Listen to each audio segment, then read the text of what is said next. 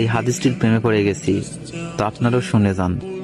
আপনি যখন নিজের ঘরে নীরবে কান্না করবেন, আল্লাহ তখন ফেরেশতাদের উদ্দেশ্য করে বলেন, কোন জিনিস আমার এই বান্দার চোখে পানি আনলো? ফেরেশতাগণ বলেন, আপনার বান্দা সুখে নেই, আপনার বান্দা অনেকদিন হাসেনি।